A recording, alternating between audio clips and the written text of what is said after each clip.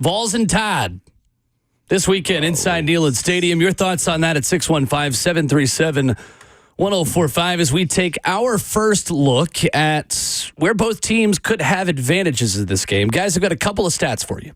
Okay. Watching Josh Pate's college football show last night, which, again, I will give as many free shout-outs to as I can because he's tremendous. That guy is so good. He's fantastic. He's good here in person, Nashville, right? good broadcaster. Yes, he is. That's what I thought. Oh, mommy, I had to go the opposite direction. No, Pate's Always cool. got to go opposite. Playing the heel. I'm sure he'll be on the Buck Rising show this week, in a week this big. Pate's cool. But I ain't gonna say that. great guy who does, I think, as good a job as anybody talking college football. So He's just super chill has with it. the RKW stamp of approval. But gave a stat last night that Alabama is 120th in college football in plays run against. Jeez. And I gave the stat yesterday from the Next Round Live. Between 2014 to 2023, Alabama had one 16-plus play touchdown drive against them. Wow. This season, Alabama has given up 3 touchdown drives of 16-plus plays. In the last 2 games, South Carolina 7 of 15 on third downs. Vanderbilt 12 of 18 on third downs. I'm no math major. That is 19 of 33 for opposing offenses on third downs against Kane Womack and the Alabama Crimson Tide defense. They are broken, and they are playing Tennessee at a good time, I think, for the Vols right now. Oh, too. And he's been catching heat all year long, their defensive coordinator. And their fan base Kane Womack, yep. Yeah, their fan base been speaking about how they can't stop the run, they can't stop a nosebleed, they can't get stops when you need them to. I love this for the Vols, who've been not their best as it pertains to the flow of the football game and stuff like that. Take advantage is where I'm at as far as Heupel and Coach Halsley is. Like, at this point, you have to maximize attacking a team's efficiencies. Do not let him off the hook or them off the hook, the players on the field. Because here's the thing about it. You give them a glimmer of hope and then they turn into a different animal. That's what I thought happened last year in Tuscaloosa. We had them against the ropes as much as you possibly could against the Alabama team with Joe Milton cooking the way he was, and then bam, right before the half, you let them off the hook with a sack, fumble, and just it turns. You felt it turn in their stadium last year, and I never forget being down there in Tuscaloosa with that one.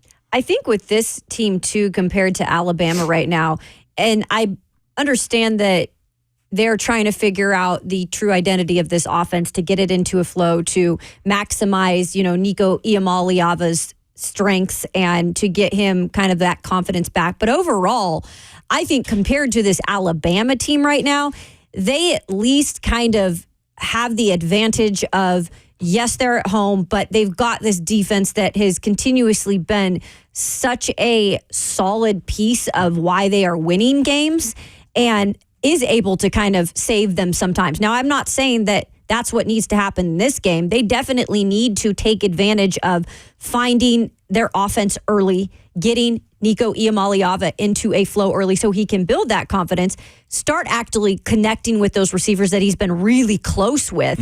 And for Alabama, it's a little worrisome because you really saw it in that game against Georgia, which they won.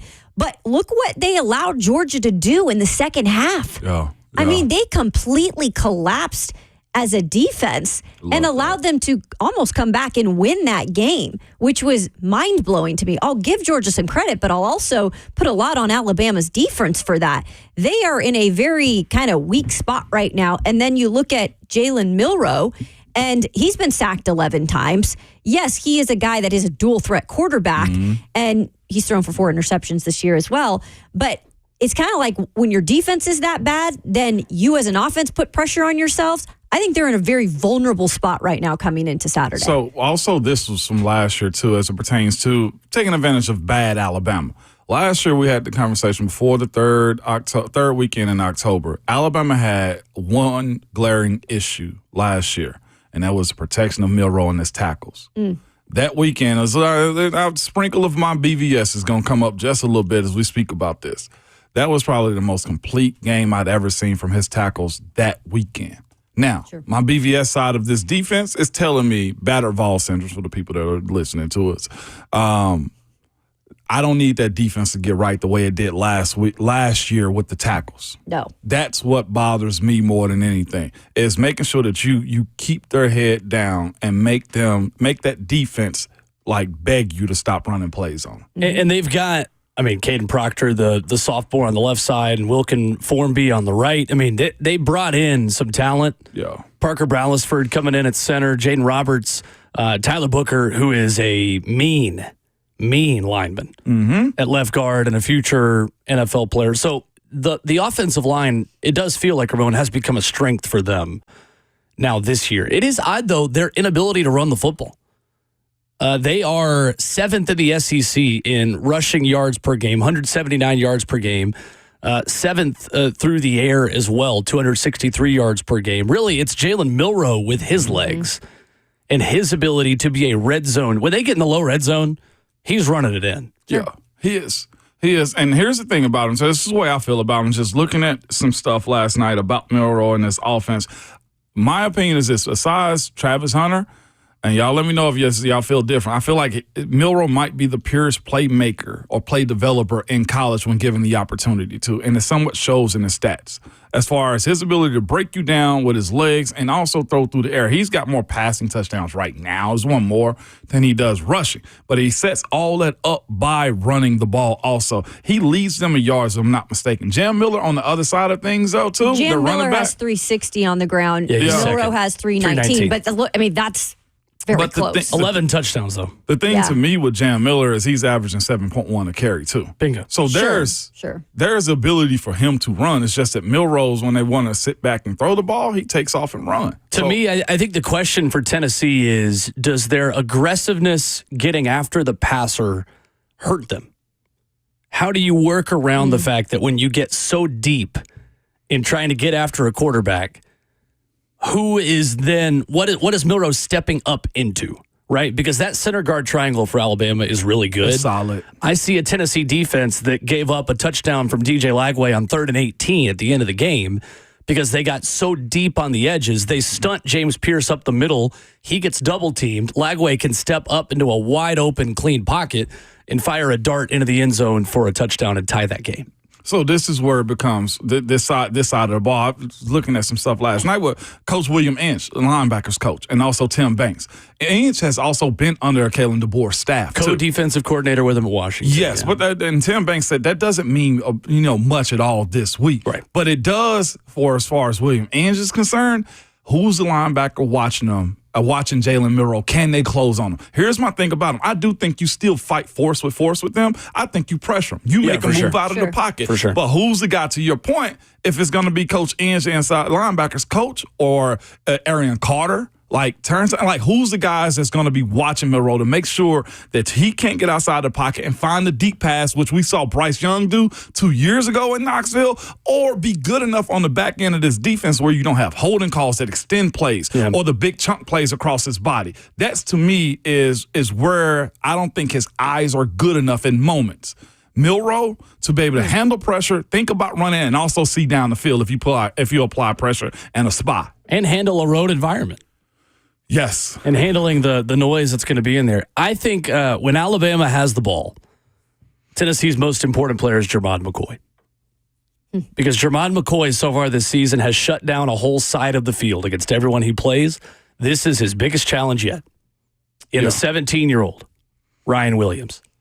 And that's clearly been their biggest, weapon. Oh, yeah. It is. In terms of big plays. That's the challenge. Yeah. Because it doesn't matter how much pressure you get, because if Milroe is just, all right, snap back, all right, Ryan Williams down there somewhere. Win one-on-one. I mean, Florida tried that last week, right? They on a couple of short yardage or even long distance scenarios.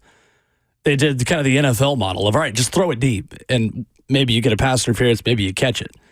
Nobody's beaten McCoy deep yet on one of those, knock on wood. Taylor Green had a couple that were perfectly thrown that he had about 2 passes at 20-plus yards against the Tennessee defense. He was in the vicinity. That's something that Ricky Gibson and Jermod McCoy can't let happen, because this is an explosive downfield passing game from Alabama. I'll even throw Ricky Gibson in that conversation, too. Yeah, right. If you're going to spy anybody this week, we're looking at his closing speed on that 4th down he had against Florida. let you know that his side to side is good. I think that's one of the main things that the Vols have been missing for a while. Yes. Is somebody that can go side to side. The SEC speed to bottle up a play to the boundary. Yes, sir. You're just now saying it. And that fourth down play that Ricky Gibson made, I don't think we were making that last year. And him and McCoy both made fourth down stops. Yeah. Because Jermon McCoy, I think, has got, about 4 or 5 pass breakups just on fourth downs? Yeah. He had a couple against NC State. He had another one on Saturday. So that, to me, is where I think Alabama could have a bit of an advantage in terms of taking advantage of the Tennessee secondary and linebackers, especially without Keenan Peely. Right, right. Where does Tennessee have an advantage in this game on the flip side? Well, they have an advantage? I think the same thing game? that you, the run game for sure. I'll go defensively again. Wave after wave of defensive linemen. As good as that O-line is, I do think Milroe, being a guy that looks like he wants to pass the ball, if you can bottle him up as much as Georgia did in the second half and force him to be in position where he got to make quick decisions, or what, truthfully, Coach Clark Lee and his defense did against him. Like, you blitz him, you get after him, you flush him to the right and hope he can make a play for you. And guess what? Get your hands up. If you're not getting to him because his tackles are good and that center guard triangle is solid up front, get your hands up. Like, don't be a dumb rusher this week. Don't just bull rush through a guy and say, oh, I'm going to get a sack. No, you're not getting a sack. Be smart ball. Match hands this weekend. That's where I'm at. I think that is the strongest suit for this group. And also having, again, I will say Ricky Gibson, having him have the responsibility of watching. Just Milroe here and there. Force them, blitz them, flush them out. Those are the things that have to happen this week. I actually still have the D-line as the strength because guess what? They have been the strength this entire season. And that's the thing. Like, that has been I can't trust the tackles yet that the Vols have. That's been their consistent strength, absolutely. And I just think what I worry about in this game, though, maybe you can lessen Jalen Milroe and you can take a little bit away from Williams, but you can at least assure he's probably going to get 2 or 3 big plays. I mean, that guy is like a game, you're like using a remote control on that guy, the way that he can spin out of things and yards after catch with him. So you're not probably going to completely shut him down, but I'll give up a play or two. Yeah. And on the flip side, though, that's why I think it's so important, though, offensively, this Vols team has to get going because it might come down to a situation where you're going to go back and forth because maybe you can't completely shut down that offense, right? So you've got to come. That's why I keep saying you got to come out and be able to put points on the board, not stall drives, get that run game going. That's why I think they have an advantage because we've also seen, as much as that defensive front has been great, that run game, specifically Dylan Sampson, has been solid and consistent as well. I will say real quick, keep James Pierce on the heater.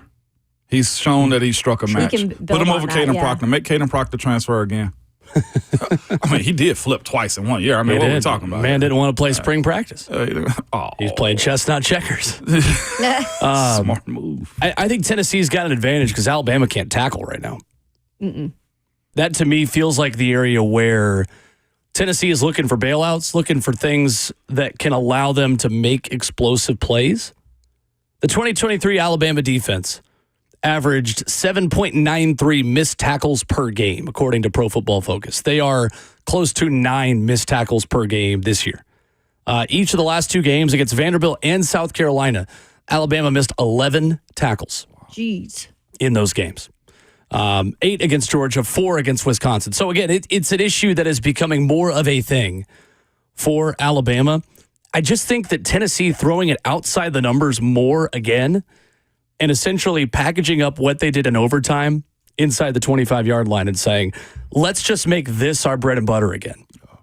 The tight ends in the flat, the hit routes on the backside of an RPO when they're playing off coverage, the, outside the numbers passing game, I think needs to be back for Tennessee because I think Tennessee can turn a 2 to 3 yard route into a 40 or 50 yard gain, considering the way Alabama is tackling right now, especially at the second level. You know who's one of the lead culprits in that one, too? Their emotional leader, Malachi Moore.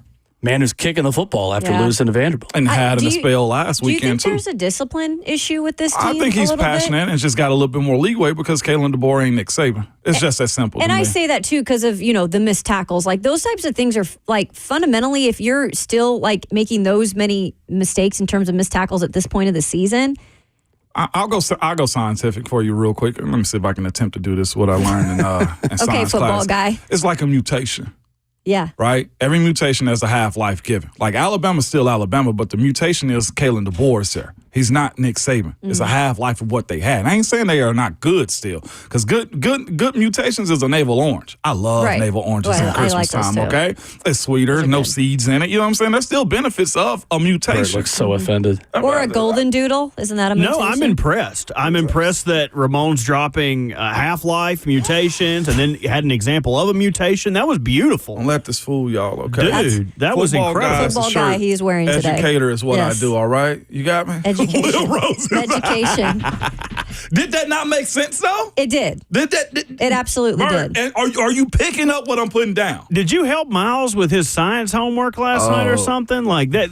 What's got you talking about half-life? Next, he gonna be like, Will Levis is Punnett Square. You can see that he only has 25% of the dog in him. You know what I'm saying? I mean, I can call that out, too. I mean, then that's just math. I do think this is a game where Tennessee cannot live as dangerously and turn teams away when they're in the low red zone, because against Arkansas and Florida, Tennessee probably should have been closer to 20-0 down versus 3-0 at halftime. But turnovers, field goals, and missed fourth down conversions allowed them to have success. Alabama is better in the low red zone because they can let Milroe run the ball when the field gets compact. He's got 11 rushing touchdowns. So Tennessee cannot have the offensive start that it's had the last two games and expect to win this one. Right. They're going to have some more success early, and it's on that staff to figure it out and give Nico chances to succeed. This offensive scheme is not broken. You go back and look at the film of these games, guys, there are open receivers. And Josh Heupel said it. It's like everyone's taking turns being the problem on any given play. Sometimes it's the quarterback, sometimes it's the tackles, sometimes it's the wide receivers, sometimes they're dropping it, sometimes the routes are wrong. Yep. They are really close to clicking. And I still think there's going to be a game where the deep shots are connected on, the explosiveness in the screen game is right there again.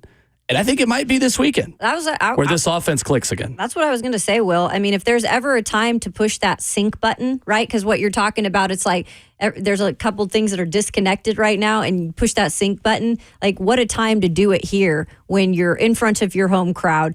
That would be a jolt of confidence to Nico Iamaleava in this offense if they were able to do that.